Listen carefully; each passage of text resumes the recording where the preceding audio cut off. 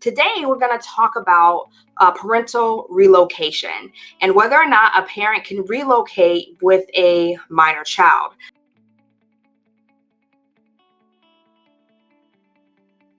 Um, this is going to really apply when you have a court order regarding time sharing. And then after that order has been entered, a parent wants to relocate with a minor child to another place. And so under the statute, we're talking about statute 61.13001. It defines relocation as being a parent who's trying to relocate more than 50 miles from the from the residence at the time of the order for at least 60 consecutive days. It can't be a temporary relocation; it has to be a permanent relocation. That parent cannot relocate more than 50 miles without the consent of the other parent or an order from the court allowing them to relocate. So this is, again, after. This applies once there's been a court order regarding time sharing, and then you want to relocate. If you had a child that was born out of wedlock, meaning that the parents were not married, and the mother decides to relocate with the child, and you never took any steps to get any court-ordered time sharing, this statute will not apply to you. And we'll do another video regarding that issue. But again, this is when there's a court order and someone relocates after the court order establishing time sharing.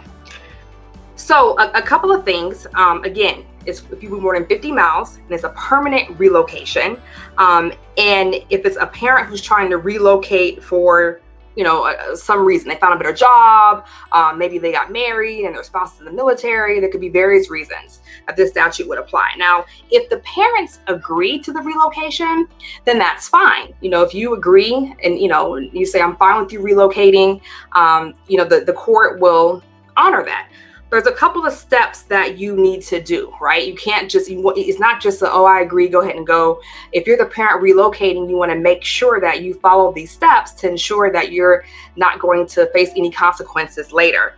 You want to make sure there's a signed written agreement that reflects that the other parent actually consents to the relocation. And I would encourage the person who's trying to relocate to get that actually signed and notarized by the parent that's agreeing, so there's no confusion about it. You want to make sure that you define what's going to happen with time sharing moving forward once the relocating parent moves, right? So what will be the new time sharing schedule?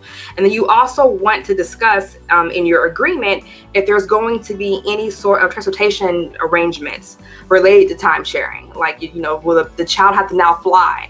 Which parent is going to cover the cost for that? You want to make sure that that's also clear and that the parties agree to how that's going to work. And then once you do that, the parties can seek a ratification of the agreement by the court without even having an evidentiary hearing. So you have to file it with the court, and then 10 days after the agreement is filed with the court, if neither party requests a hearing, then the court will go ahead and ratify that agreement and presume that it's in the best interest of the child for the other parent to relocate. So if you guys can agree on it, that's wonderful. But what happens when you have a parent that's trying to relocate and the other parent does not agree? What if you're in Florida and you're used to having 50-50 time sharing with your child, and then the one parent wants to relocate to California, and you're not going to be able to exercise that time sharing anymore? Well, the other parent who wants to relocate cannot just relocate without getting an order from the court. And so they have to file a petition with the court requesting requesting to relocate.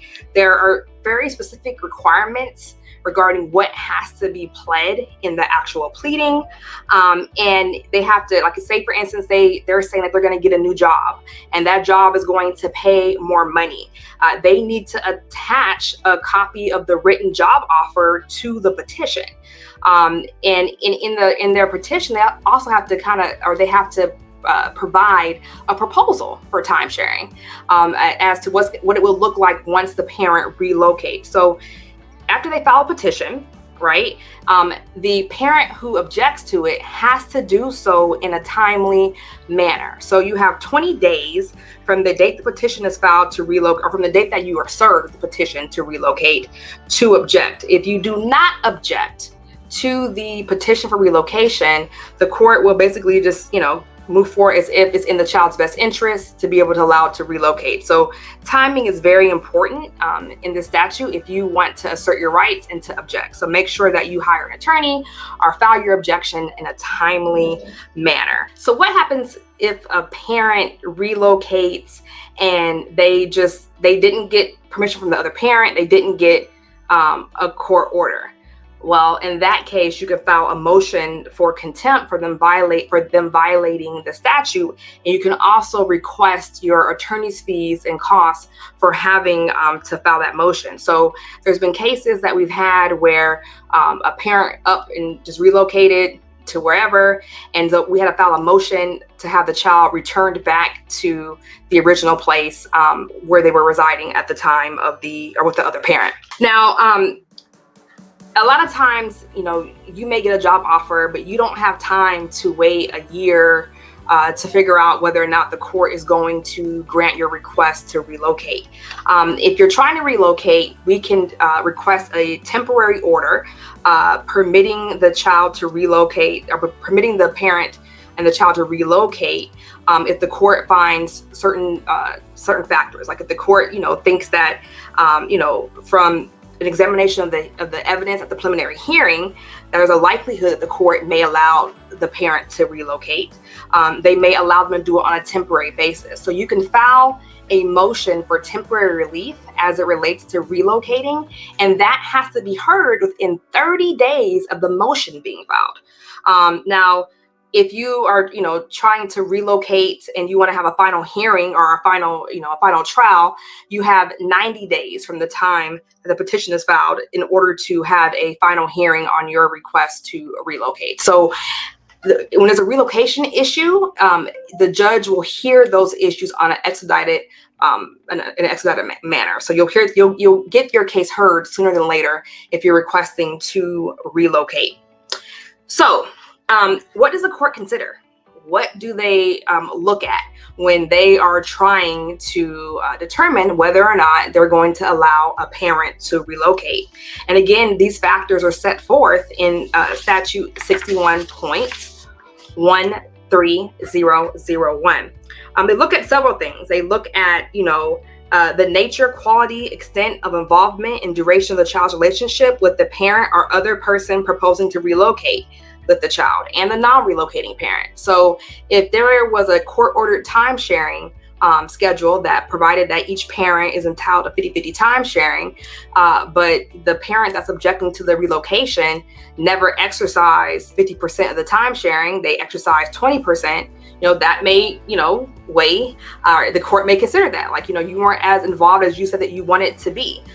So they're going to look at, how involved both parents are, with the children. Now, if you have it to where there's a 50-50 time sharing schedule and both parents are very involved, and they're actually exercising the time sharing, the court's going to look at that. Like, how do we handle that if both parents are really involved? And they're going to look at the quality of the relationship with the parent and the child. They're going to look at the age and developmental stage of the child, the feasibility of preserving the relationship between the non-relocating parent and the child through substitute arrangements that take in consideration the logistics of contact, access, and time sharing, right?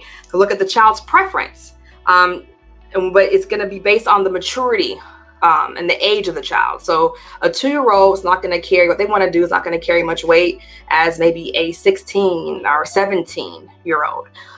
The court doesn't have to do whatever the child says, so they can, look at and consider what the child wants to do, but they will look at the age and maturity of the child.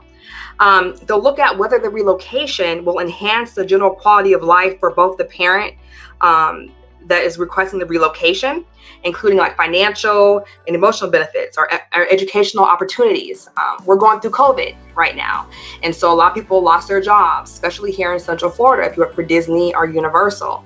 If you're requesting to relocate from here because, you have a family business somewhere else, or you have a job somewhere else, and you can actually earn an income versus staying here and not working, the court, may consider that.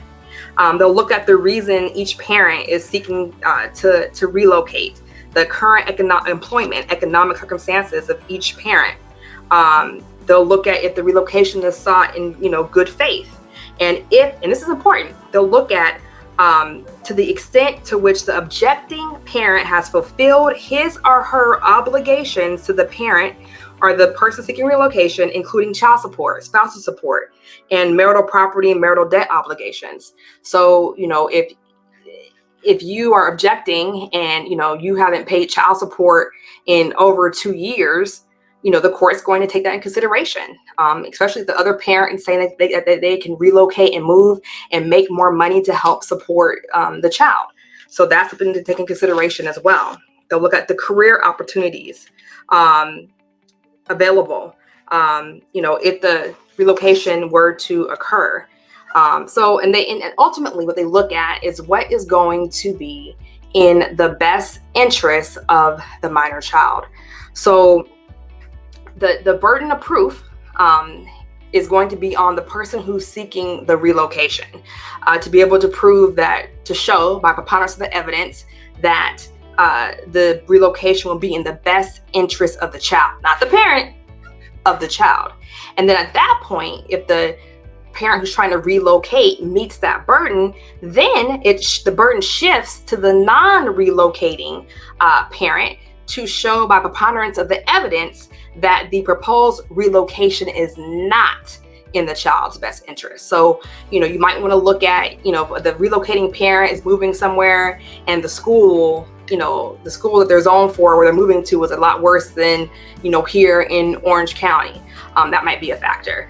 They may look at, whether or not there's a lot of crime in there. I mean, there's a bunch of different things you can look at and you can argue. But once the parent trying to relocate meets their burden to show it's in the child's best interest, then the burden shifts to the objecting parent to show that it is not in the child's best interest to relocate. So,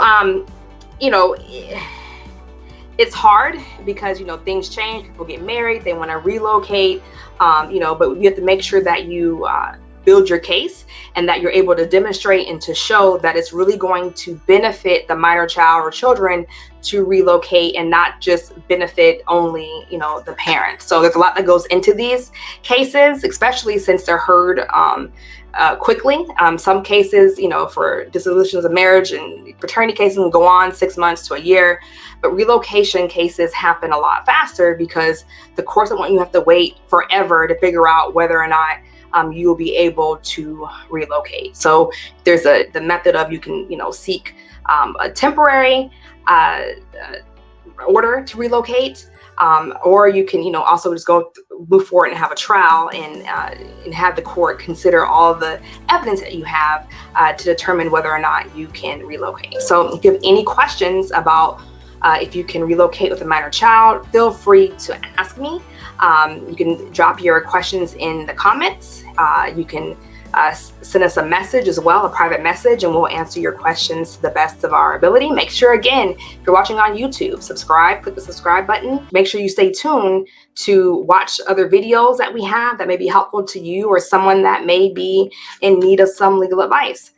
We give free consultations. It's free 15-minute consultation. So give us a call at 407-831-0203.